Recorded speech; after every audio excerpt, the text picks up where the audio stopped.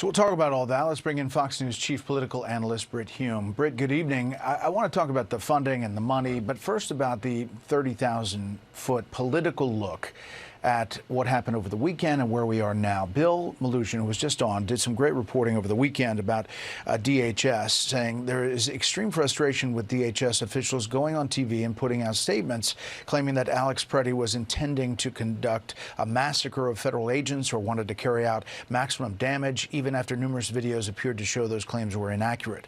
Some of these sources have described DHS's response to the shooting as a case study on how not to do crisis PR. Another added that DHS is wrong and we are losing this war. We are losing the base and the narrative. What do you make about all of this?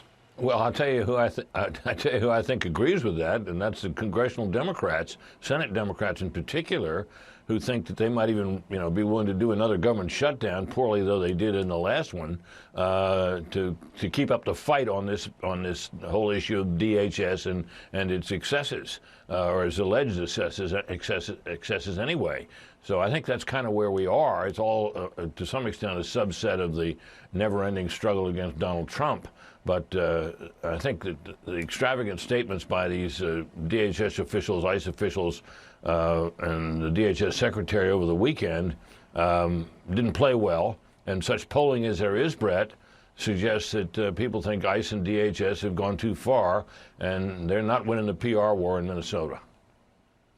Well, it seems like President Trump acknowledges that to some extent as well, sending Tom Homan in, having these conversations with the Minnesota governor and Minneapolis mayor as well. Oh, yeah, I don't think there's any doubt. He's taken quite a different posture from DHS officials and from Kristi Noem in particular out there. He did, after the first person was killed out there, he talked about how tragic he thought it was, and he's withholding judgment on this one, waiting for the end of the investigation, which is what a great many people, including some obviously in DHS, according to Bill, think that the officials on the scene out there should have done as well, is to wait for this and for a full investigation to be done on this to conclude what exactly happened out there. But to your point, just to finish up, you do think that Democrats see this as a political opportunity, or at least see the benefit here in stirring the pot on this government shutdown possibility. The last government shutdown did not work out well for Democrats. It was 43 days. This one, if it happens, would be about funding DHS, even though ICE has been funded through 2029.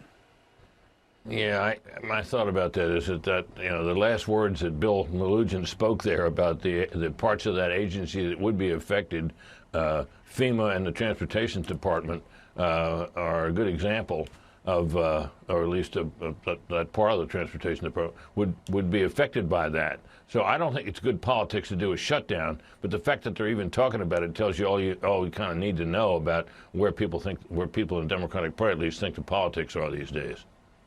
Yeah, and we'll see what the polls show us as well in coming days. Brit, as always. Hannity here. Hey, click here to subscribe to Fox News YouTube page and catch our hottest interviews and most compelling analysis. You will not get it anywhere else.